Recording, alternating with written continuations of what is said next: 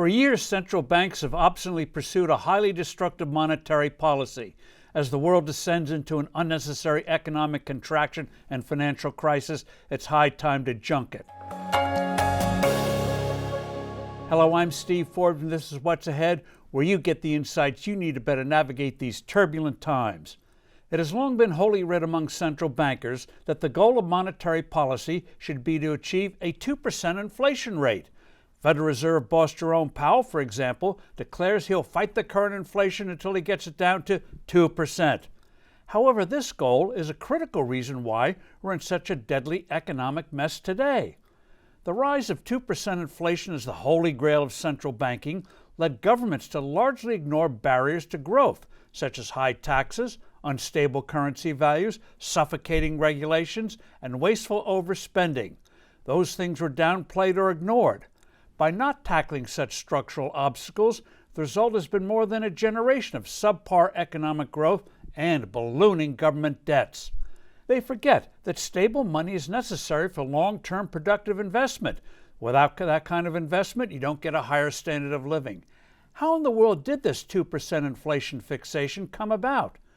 When the U.S. destroyed the post-World War II international gold standard, the question for central bankers became, if your currency isn't pegged to gold, what metrics should guide monetary policy? Their eventual answer, let's target inflation itself. Amazingly, the 2% rate was picked by a New Zealand central banker out of thin air. Numerous countries, including the U.S., followed suit. The flaws of this approach are profound and fundamental. Monetary inflation is, by definition, lowering the value of a currency, usually by creating too much of it. Higher prices are a symptom, a result of inflation, not its cause. Yet astonishingly, just about the entire economics profession has ignored this truism.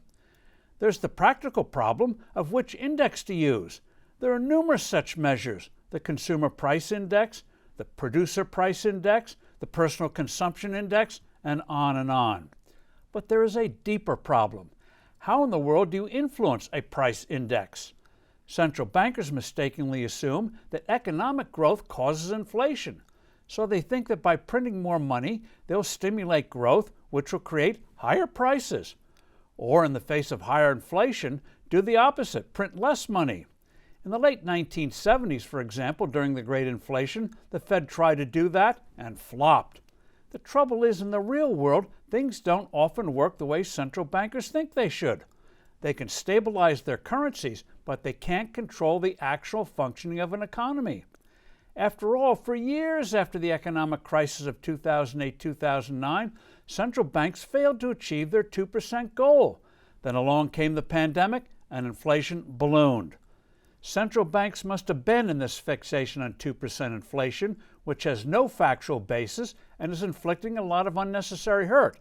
And governments must focus on the structural barriers to economic growth. I'm Steve Forbes. Thanks for listening. Do send in your comments and suggestions. I look forward to being with you soon again.